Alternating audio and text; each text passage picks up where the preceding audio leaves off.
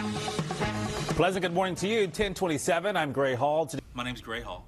I'm the weekend morning anchor here at Channel 6. I've been here for almost 5 years. It'll be 5 years in December.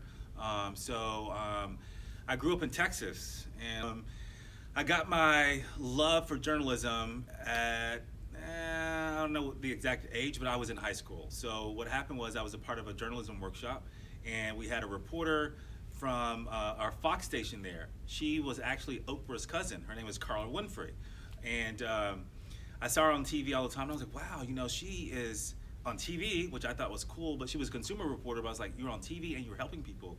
So I went to another journalism workshop, and I guess you could say I kind of got bitten by the bug. And after high school, I went to college, and I said, I really want to do this. So I majored in it, and I had internships at CBS in New York and some of the local stations. I went to college in New Orleans, a small school called Dillard University. And so I did my 4 years there. I got my first TV job as a production assistant in Dallas, Texas, where I'm from. So I was like ripping scripts, taking scripts to the anchors, running cameras.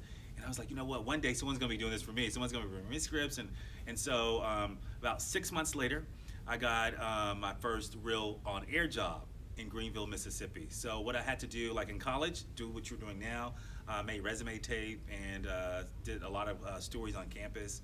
So I got my first TV job, Greenville, Mississippi. I was there for, I was a weekend anchor, and I was a reporter. I was a photographer, I was the editor, I was the producer, I was a one-man band, so I had to do it all. And after that, I was there for about, I would say 3 years or so. And then from there, I came here, and I've been here about 5 years. So, and I'm the weekend morning anchor here. So in TV, you'll see that people move around a lot. I had been there 5 years, and I was like, you know what, it's time to move on. Because what happens is you will be at a station, and you'll say, you know what, if I stay here for another 4 or 5 years, I'm gonna be here forever. So I wanted to go to a bigger place and kind of, get that feel for what a big market was like, even though Miami's a pretty big market. And PVI was not on my radar. I got a call from one of the executive producers here that said, hey, we have an opening, are you under contract? And my contract, I had like 6 months left. So I was like, hey, I got 6 months left. Came up for an interview. I was really nervous because I read about the history of the station and kind of like what the station means to this community and how big and impactful it is. And I was like nervous. And so I got here, I did the interview, and I talked to the news director, and I was like, yeah, I probably didn't get it because I hadn't heard back. And then a couple weeks later, I get a call from the news director, Tom Davis. He was like, you got the job? I'm like, what? So I was really excited. And so got the job, and now I'm here. On a national level, I really like some of the old school anchors that are not around anymore, like Peter Jennings, and I actually like Brian Williams, and but some of those people that are not around anymore. Oh my God, you see this, right?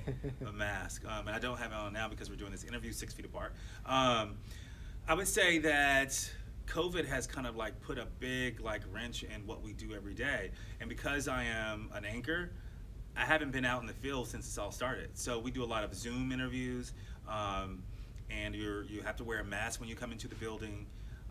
All of my stories are now done through Zoom.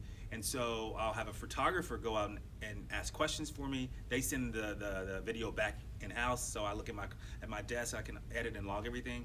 But it kind of takes away from that in-person ability to go out in the community to meet people. So that kind of hurts a solo anchor. And so we're talking about like 5 hours of news with just me and Chris Sowers, who does the weather. So I have to get in. I get in 3:45, 3:30. I read as much as I can before the show, which is not a lot of time if you think about it, because we start at 5. And then, so the good thing is we have computers out on the desk, so I can read during commercial breaks, I can edit scripts, I can change scripts. So we go 5 to 6, 6 to 7, 7 to 8, this is one person. And so it's a lot of reading, and there's a lot on your shoulders, because if you mess up, there's no one to fall back on, it's just you. So there's a lot of prepping in terms of reading scripts and rewriting and reworking to my voice. So those shows are several hours. I take a little break, and then we come back 9 to 10, and then I do cut-ins. Do people know what cut-ins are? Oh, and then I do cut-ins for Good Morning America. So weekends are long for me. I always wanted to be a dentist. So when I was growing up, before I got into journalism or started to like journalism, for some reason I wanted to be a dentist and have my own practice. So I think that if I wasn't doing this, I'd probably be a dentist.